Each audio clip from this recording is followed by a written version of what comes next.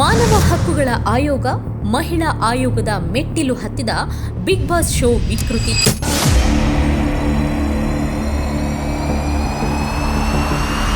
ನರಕ ಎಂಬ ವ್ಯವಸ್ಥೆ ಸೃಷ್ಟಿಸಿ ಸ್ಪರ್ಧಿಗಳನ್ನು ಕೂಡಿ ಹಾಕಿದ ಶೋ ನಿರ್ಮಾಪಕರು.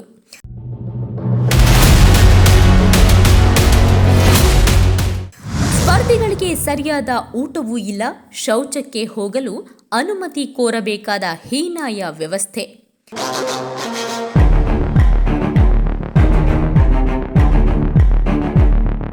ಏನಾಗಲಿದೆ ಬಿಗ್ ಬಾಸ್ ಶೋಗೆ?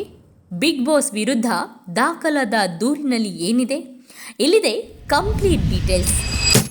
ಪ್ರಿಯ ವೀಕ್ಷಕರೇ, ಕಲರ್ಸ್ ಕನ್ನಡದಲ್ಲಿ ಪ್ರಸಾರವಾಗುತ್ತಿರುವ ಬಿಗ್ ಬಾಸ್ ರಿಯಾಲಿಟಿ ಶೋ ಮೇಲೆ ಸಾಮಾಜಿಕ ಕಾರ್ಯಕರ್ತರು ಗರಂ ಆಗಿದ್ದಾರೆ. ಶೋನಲ್ಲಿ ಘನತೆಯಿಂದ ಬದುಕುವ ಹಕ್ಕನ್ನು ಕಸಿಯಲಾಗಿದೆ. ಇದು ನೋಡುಗರ ಮೇಲೆ ಕೆಟ್ಟ ಪರಿಣಾಮಗಳನ್ನು ಬೀರುತ್ತಿದೆ ಎಂಬುದು ಅವರ ಆಕ್ರೋಶಕ್ಕೆ ಕಾರಣ. ಈಗಾಗಲೇ ಕರ್ನಾಟಕದ ರಾಜ್ಯ ಮಾನವ ಹಕ್ಕುಗಳ ಆಯೋಗ ಮತ್ತು ಕರ್ನಾಟಕ ರಾಜ್ಯ ಮಹಿಳಾ ಆಯೋಗದ ಮುಂದೆ ದೂರುಗಳು ದಾಖಲಾಗಿವೆ. ಸಾಮಾಜಿಕ ಕಾರ್ಯಕರ್ತೆ ಎಂ ನಾಗಮಣಿ ಅವರು ರಾಜ್ಯ ಮಾನವ ಹಕ್ಕುಗಳ ಆಯೋಗಕ್ಕೆ ಸಲ್ಲಿಸಿರುವ ದೂರಿನಲ್ಲಿ ಏನಿದೆ, ಅದರ ಪೂರ್ಣ ಪಾಠ ಇಲ್ಲಿದೆ ನೋಡಿ. ಮಾನ್ಯರೇ, ವಿಷಯ ಕಲರ್ಸ್ ಟಿವಿ ನಡೆಸುತ್ತಿರುವ ಬಿಗ್ ಬಾಸ್ ರಿಯಾಲಿಟಿ ಶೋನಲ್ಲಿ ಮಾನವ ಹಕ್ಕುಗಳ ಉಲ್ಲಂಘನೆಯಾಗುತ್ತಿರುವ ಹಿನ್ನೆಲೆಯಲ್ಲಿ ತುರ್ತಾಗಿ ಶೋ ನಿಲ್ಲಿಸಿ ಸಂಬಂಧಪಟ್ಟ ಇಲಾಖೆಯಿಂದ ತನಿಖೆ ನಡೆಸಲು ಕೋರಿ ದೂರು. ಮೇಲ್ಕಂಡ ವಿಷಯಕ್ಕೆ ಸಂಬಂಧಿಸಿದಂತೆ ಕಲರ್ಸ್ ಟಿವಿ ನಡೆಸುತ್ತಿರುವ ಬಿಗ್ ಬಾಸ್ ರಿಯಾಲಿಟಿ ಶೋನಲ್ಲಿ ಮಾನವ ಹಕ್ಕುಗಳ ಉಲ್ಲಂಘನೆಯಾಗುತ್ತಿದ್ದು, ತಾವು ದಯಮಾಡಿ ಸೂಕ್ತ ಕ್ರಮಗಳನ್ನು ಕೈಗೊಳ್ಳಬೇಕೆಂದು ಈ ದೂರು ಅರ್ಜಿಯನ್ನು ಸಲ್ಲಿಸುತ್ತಿದ್ದೇನೆ. ಈ ಕೆಳಕಂಡ ಅಂಶಗಳನ್ನು ತಮ್ಮ ಗಮನಕ್ಕೆ ತರಲು ಬಯಸುತ್ತೇನೆ. ದೂರುದಾರಳಾದ ನಾನು ಸಾಮಾಜಿಕ ಕಾರ್ಯಕರ್ತೆಯಾಗಿದ್ದು, ದಲಿತ ಸಂಘಟನೆಗಳು ಸೇರಿದಂತೆ ಹಲವಾರು ಸಂಘ ಸಂಸ್ಥೆಗಳಲ್ಲಿ ಸಕ್ರಿಯವಾಗಿ ಕಾರ್ಯನಿರ್ವಹಿಸುತ್ತಿದ್ದು, ಮೇಲ್ಕಂಡ ವಿಳಾಸದಲ್ಲಿ ವಾಸವಾಗಿರುತ್ತೇನೆ. ಈ ಕೆಳಕಂಡವರ ಮೇಲೆ ನಾನು ದೂರು ಸಲ್ಲಿಸುತ್ತಿದ್ದೇನೆ. Viacom media private limited, 1 unity centre, tower 4, Senapati Bapat Marg, Prabhadevi, Mumbai 400013, Maharashtra, India. Business head, Colors Kannada television, Viacom media private limited, JP techno park, 3/2, 5th floor, Millers road, Vasanthanagar, Bengaluru, Karnataka 560052. Shri Sudeep, anchor, Bigg Boss show, Colors Kannada television, Viacom media private limited, JP techno park, 3/2, 5th floor, Millers road, Vasanthanagar, Bengaluru, Karnataka 560052. ಮೇಲ್ಕಂಡ ಸಂಸ್ಥೆ ಮತ್ತು ವ್ಯಕ್ತಿಗಳು ಸೇರಿ ಕರ್ನಾಟಕದಲ್ಲಿ ಜನಪ್ರಿಯವಾಗಿರುವ colours Kannada ಎಂಬ ಮನರಂಜನಾ ಚಾನೆಲ್ನಲ್ಲಿ ಬಿಗ್ ಬಾಸ್ ಎಂಬ ಕಾರ್ಯಕ್ರಮ ನಡೆಸುತ್ತಿದ್ದು, ಈ ಚಾನೆಲ್ ಮೊದಲನೆಯವರ ಒಡೆತನಕ್ಕೆ ಸೇರಿರುತ್ತದೆ. ಎರಡನೆಯವರು ಚಾನೆಲ್ ಮುಖ್ಯಸ್ಥರಾಗಿದ್ದು ಬಿಗ್ ಬಾಸ್ ರಿಯಾಲಿಟಿ ಶೋ ನಡೆಸುತ್ತಿದ್ದಾರೆ. ಮೂರನೆಯವರು ಕನ್ನಡದ ಜನಪ್ರಿಯ ಚಿತ್ರನಟರಾಗಿದ್ದು ಬಿಗ್ ಬಾಸ್ ರಿಯಾಲಿಟಿ ಶೋನ ನಿರೂಪಕರಾಗಿರುತ್ತಾರೆ.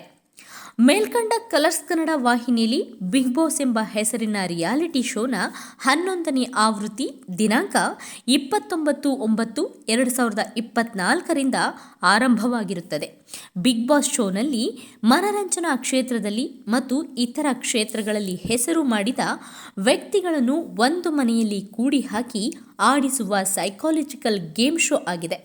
ಬಿಗ್ ಬಾಸ್ನಲ್ಲಿ ಹಲವು ರೀತಿಯ ಮಾನಸಿಕ, ದೈಹಿಕ ಟಾಸ್ಕ್ಗಳನ್ನು ಕಂಟೆಸ್ಟೆಂಟ್ಗಳಿಗೆ ನೀಡಲಾಗುತ್ತದೆ.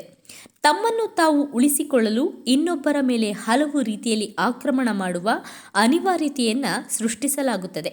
ಹೀಗೆ ಪರಸ್ಪರ ಸೆಣಸುತ್ತಾ 100 ದಿನಗಳ ಕಾಲ ಮನೆಯಲ್ಲಿ ಉಳಿದು ಅಂತಿಮವಾಗಿ ಗೆಲ್ಲುವ ಅಭ್ಯರ್ಥಿಗೆ 50 ಲಕ್ಷ ರೂಪಾಯಿಗಳ ಬಹುಮಾನ ನೀಡಲಾಗುತ್ತದೆ. ಬಿಗ್ ಬಾಸ್ ಶೋ ಪ್ರತಿದಿನ ರಾತ್ರಿ 9:30ರಿಂದ 11 ಗಂಟೆಯವರೆಗೆ ಪ್ರಸಾರವಾಗುತ್ತದೆ. ಕಲರ್ಸ್ ಕನ್ನಡ ಮತ್ತು ಅದರ ಸೋದರಿ ಚಾನೆಲ್ ಕಲರ್ ಸೂಪರ್ನಲ್ಲಿ ಈ ಶೋ ಹಲವಾರು ಬಾರಿ ಮರುಪ್ರಸಾರಗೊಳ್ಳುತ್ತದೆ. ಈ ಕಾರ್ಯಕ್ರಮವನ್ನು ಕರ್ನಾಟಕ ಮಾತ್ರವಲ್ಲದೆ ದೇಶದ ಹೊರದೇಶಗಳ ಲಕ್ಷಾಂತರ ಕನ್ನಡಿಗರು ವೀಕ್ಷಿಸುತ್ತಾರೆ. ಈ ಬಾರಿಯ ಬಿಗ್ ಬಾಸ್ ಕಾರ್ಯಕ್ರಮದ ಆರಂಭದಲ್ಲಿಯೇ ಸ್ವರ್ಗ ಮತ್ತು ನರಕ ಎಂಬ 2 ಮನೆಗಳನ್ನು ಸೃಷ್ಟಿಸಲಾಗಿತ್ತು. ಒಟ್ಟು 17 ಸ್ಪರ್ಧಿಗಳ ಪೈಕಿ 10 ಮಂದಿಯನ್ನ ಸ್ವರ್ಗಕ್ಕೂ 7 ಮಂದಿಯನ್ನು ನರಕದಲ್ಲೂ ಇರಿಸಲಾಗಿದೆ.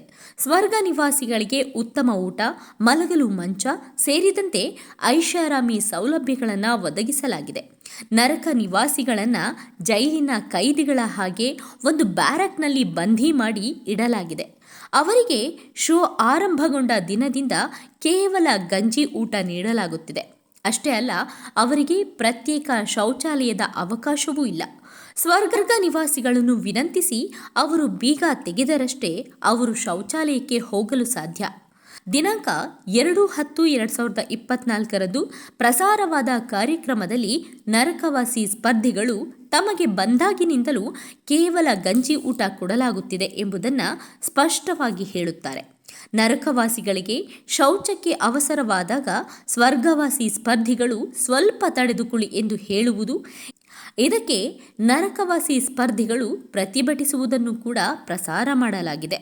ಬಹುಮಾನ ಮತ್ತು ಹಣದ ಆಮಿಷ ಒಡ್ಡಿ ಸ್ಪರ್ಧಿಗಳನ್ನು ಬಿಡದಿ ಸಮೀಪದ ನಿರ್ಜನ ಪ್ರದೇಶದಲ್ಲಿ ನಿರ್ಮಿಸಲಾಗಿರುವ ಮನೆಯೊಂದರಲ್ಲಿ ಕೂಡಿ ಹಾಕಲಾಗಿದೆ. ಟಾಸ್ಕ್ಗಳ ಹೆಸರಿನಲ್ಲಿ ಅವರಿಗೆ ದೈಹಿಕ, ಮಾನಸಿಕ ಹಿಂಸೆಯನ್ನು ನೀಡಲಾಗುತ್ತಿದೆ. ಹಣ, ಬಹುಮಾನದ ಆಸೆಗೆ ಕಾಂಟ್ರಾಕ್ಟ್ಗೆ ಸಹಿ ಮಾಡಿದ ಸ್ಪರ್ಧಿಗಳು ಅಲ್ಲಿ ನಡೆಯುವ ಶೋಷಣೆಯನ್ನು ಹೊರಗೆ ಹೇಳದಂತೆ ಬಾಯಿ ಮುಚ್ಚಿಸಲಾಗಿದೆ.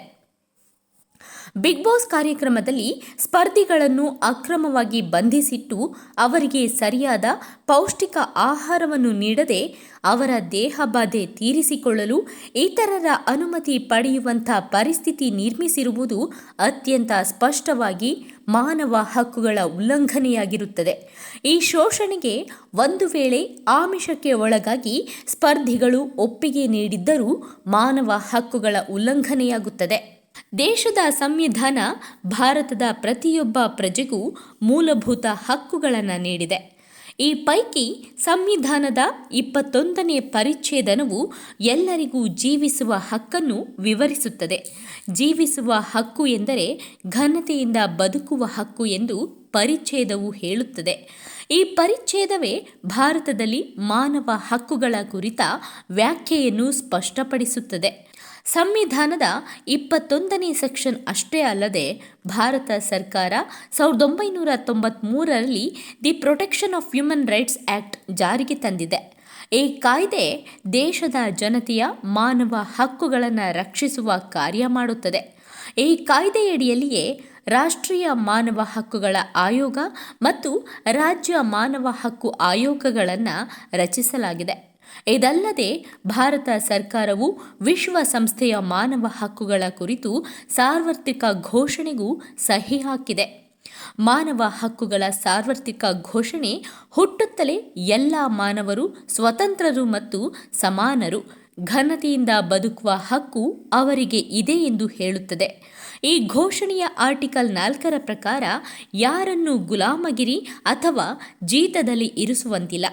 ಆರ್ಟಿಕಲ್ 5ರ ಪ್ರಕಾರ ಯಾರಿಗೂ ಚಿತ್ರಹಿಂಸೆ ಅಥವಾ ಕ್ರೂರ ಚಿಕಿತ್ಸೆಗೆ ಒಳಪಡಿಸುವಂತಿಲ್ಲ. ಬಿಗ್ ಬಾಸ್ ಶೋನಲ್ಲಿ ನಡೆಯುತ್ತಿರುವ ಚಟುವಟಿಕೆಗಳು ಈ ಎಲ್ಲ ಮೂಲಭೂತ ಮಾನವ ಹಕ್ಕುಗಳ ಉಲ್ಲಂಘನೆಯಾಗಿರುತ್ತದೆ.